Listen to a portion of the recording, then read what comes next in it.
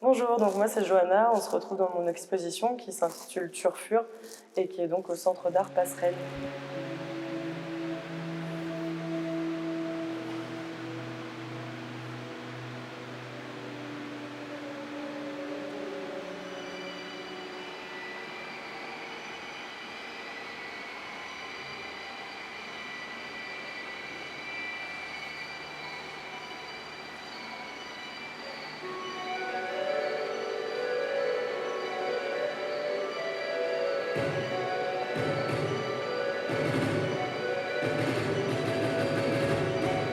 Dans le projet d'exposition, j'ai souhaité monter un film en 2 parties.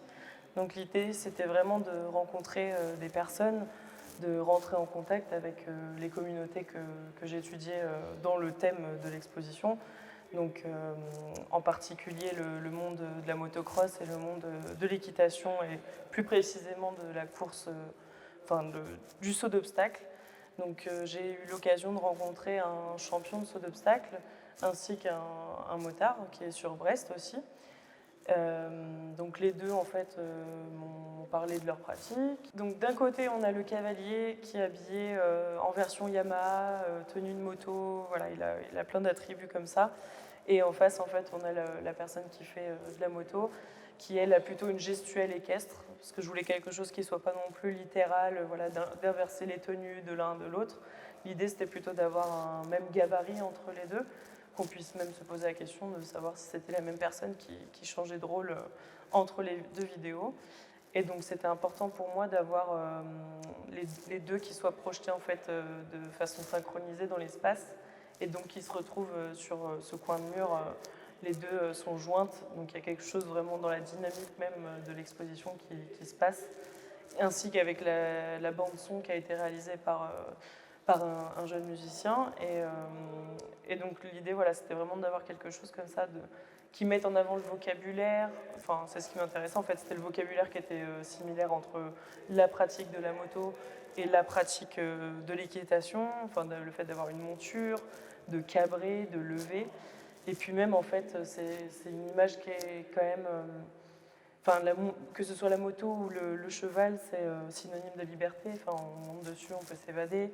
Il y a quelque chose d'avoir aussi un rapport un peu presque sensuel au niveau de la préparation. Pas pour tout le monde, mais pour beaucoup de personnes, voilà, quand ils estiment l'objet ou l'animal, bah voilà, il y a tout ce côté vraiment intime en fait, de préparation. Donc c'était important aussi pour moi d'avoir dans l'exposition une portée qui soit sensorielle aussi. Donc par exemple les cacahuètes, voilà, il y a quelque chose, quand on rentre dans la salle, on a l'odeur qui prend directement. Les cacahuètes, cette pièce-là, c'était inspiré directement des cacahuètes de comptoir en fait dans le PMU, d'avoir un peu cette odeur grasse, poisseuse.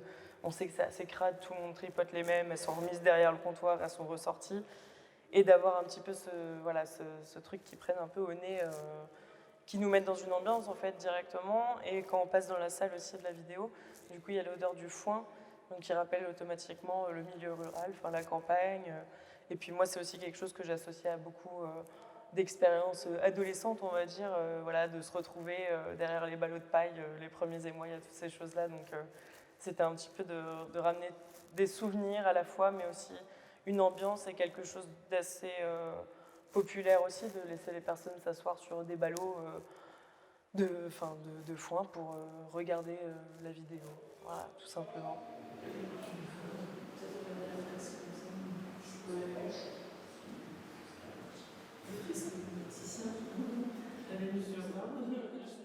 Pour la fresque, ce qui m'a intéressé en fait, c'était déjà de travailler à partir du fusain, d'avoir quelque chose voilà, qui mette en avant le grain du mur. Et de travailler en fait avec ce matériau, c'est quelque chose que j'avais déjà fait, et je trouvais l'aspect assez intéressant parce qu'on peut vraiment travailler la noirceur, le trait et la façon dont ça va s'effriter contre le mur. Donc j'ai décidé de laisser aussi un trait en fait au sol, du fusain qui était tombé, d'avoir comme ça une trace aussi de l'événement, du moment où elle a été faite. Donc l'idée c'était d'avoir aussi quelque chose d'un petit peu plus narratif par rapport aux autres pièces qui sont vraiment axées sur la forme, sur le matériau et tout ça. Donc à la manière aussi des fresques, parce qu'il y a une peinture aussi dans l'exposition qui est un petit peu, qui fait penser à une peinture rupestre. Enfin voilà, donc il y avait un petit peu ce rapport aussi d'échelle et aussi de questions chronologiques. Enfin voilà, des petites références à l'histoire de l'art. Comme ici aussi où on a du coup les deux juments qui sont étendus. Donc l'idée c'était un petit peu de repenser à l'odalisque, enfin voilà, des peintures quand même assez célèbres ou même de la Vénus d'Urbain de Titien. Souvent, ce sont des prostituées qui sont représentées. Et donc ici, il y avait quand même tout un jeu autour de la figure de l'animal qui reprend un petit peu le rôle de l'homme. En fait, j'avais un petit peu en référence aussi toutes les images de pony play, donc les humains qui font des jeux de rôle en s'habillant en chevaux, en poney, enfin voilà. Et du coup, l'idée, c'était aussi de me dire, qu'est-ce que ça donnerait si cette fois, c'était les animaux qui se prenaient au jeu de faire du human play, par exemple. Donc voilà, ça questionne aussi subtilement et de façon un petit peu plus ludique la question de la maltraitance animale ou même de sa condition quoi, d'animal domestiqué. Donc dans la fresque, il y a un petit peu cette image-là, il y a aussi quelque chose d'assez kitsch, enfin voilà, la préparation des deux juments qui sont étendus sur le lit, enfin il y a quelque chose avec les tatouages sur les fesses en étoile, enfin tout ça. Il y avait aussi un petit clin d'œil du coup avec une tête de cheval qui est en fusain et l'autre qui vient vraiment en sculpture en fait lier les deux et faire un petit peu image de voyeur qui s'attarde sur les deux juments.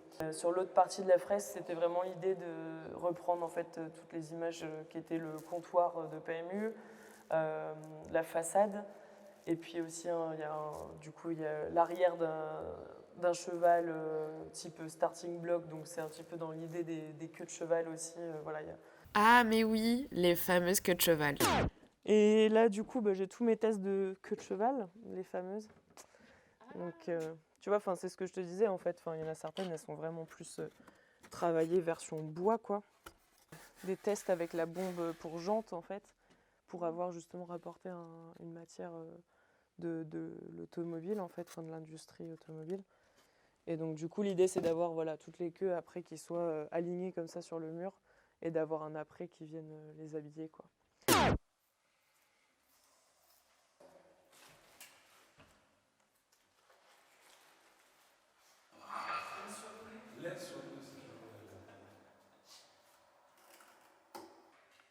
Décale un tout petit peu à droite. À droite. Ouais. Hop là. Ça te ramassait? Ouais. Mais non. Si. Oh. À l'autre bout de la minute, devant les écrans posthumes, les gars tombent de grâce.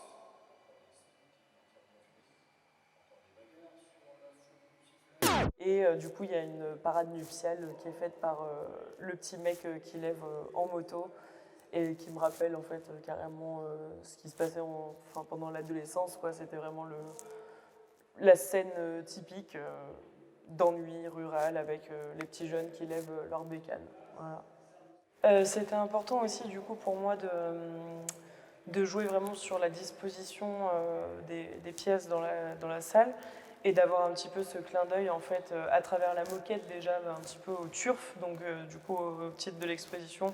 Donc le turf c'est la façon, c'est la pratique déjà de la course hippique, mais c'est aussi gazon en anglais.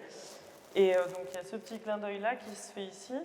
Et en même temps, l'idée, c'est de ne pas marcher sur la moquette, sur le gazon, c'est ce qui est demandé à l'entrée de l'exposition, parce que c'est aussi avoir des sauts d'obstacles dans la salle et d'avoir du coup une déambulation qui fasse un clin d'œil un petit peu au parcours de sauts d'obstacles du cheval.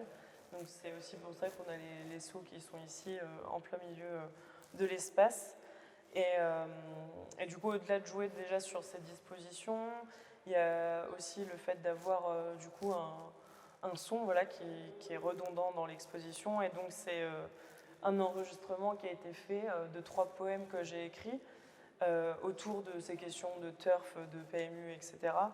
et donc qui sont lus par un commentateur sportif professionnel.